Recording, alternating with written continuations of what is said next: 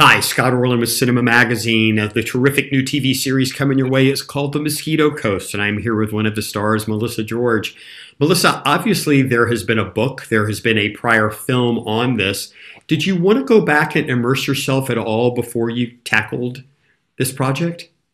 Not really, because it's a prequel. I mean, the film was such a big success, and so is the book. But no, I intentionally didn't watch the film or read the book because it was a new take on Margot and on the character that Helen Mirren played, who I'm just such a big fan of. So one day I'm gonna when I feel like I've got Margot in the bag, when she's really I've really grasped my interpretation of her, I will definitely read the book. But for the moment, it was interesting. I did a lot of work on my confidence, actually, as an actress and as Meliisa, because I was so raw. I had worked in a while, and I wanted to play Margot for many, many months. And when it became a reality, I didn't quite know where to start. But the first thing I did was work on my confidence as an actress so that the dialogue that Neil had written for Margot and for me as an actress would just sort of come off the page a little more. And I also worked with a psychiatrist, actually, to understand Margot. I went in as Margot, and then they realized I was an actress just doing study and research for this character of Margot Fox. And it was really helpful to understand where she'd been and where she's going to. So and how to deal with a man like Ali in a marriage like that, how to deal with the consequences of what she's done in the past, and how to be a mother to a teenage daughter going through many changes and to a teenage son. So that was really more helpful, I think, than copying or recreating a role that Helen just played so beautifully. I want to ask you about the word radical, because obviously there's a branding issue and people immediately have a different connotation of what it represents.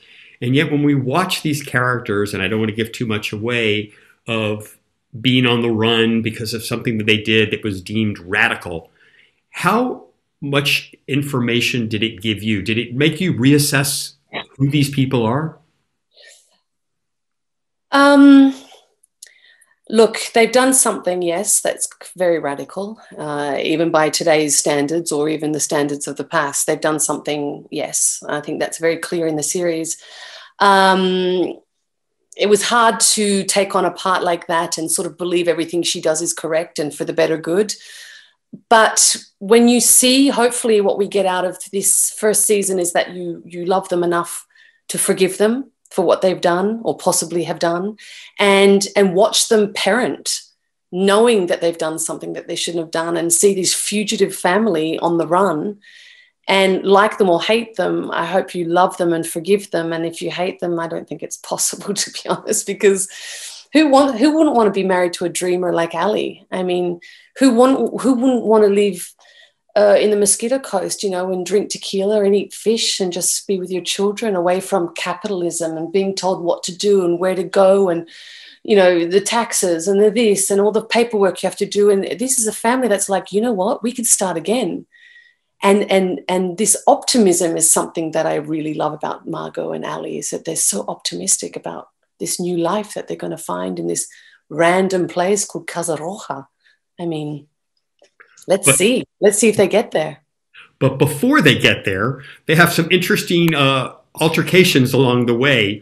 And I'm just curious. I mean, I know you were subjected to being beaten and to thrown around and walking through deserts. How much of that type of spirit of adventure is in you? Oh, look, I've had, I've had an adventurous life. I've had a large, large life. If I look back and think about marriages and kids and countries and languages I'm learning and where I'm living and how many homes I've moved, and oh my gosh, my life is just as large as Margot's, I would say. So really it was just like, okay, where are we going now? Okay, yeah, I've done something similar to that.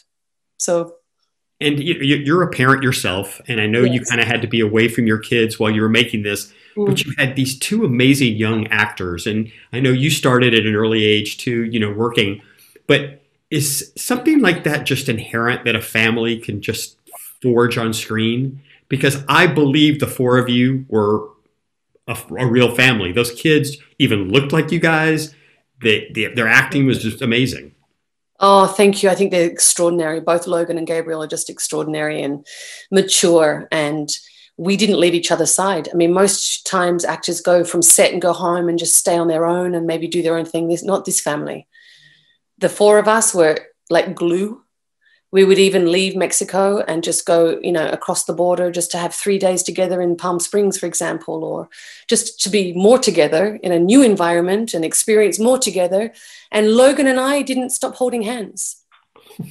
We would even be taking a meal, like eating a meal, and be holding hands and figuring out how can I eat with my left hand, you know, like that kind of complicity with an actor or a family is so rare and such a gift, and makes me miss her even just talking about her. And Justin, I mean, he's just such a fun human being with such an incredible personality. All the way from when we were shooting in LA, and just I would cook him dinner at night.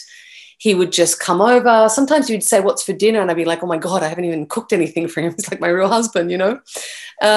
So it was done by Vicky Thomas, who's an exceptional casting agent, a casting agent that I was afraid of for many years because I wanted her to give me many jobs, you know? And I think she was even gone like, "Wow, Melissa, Melissa, you did good for this casting for Margot."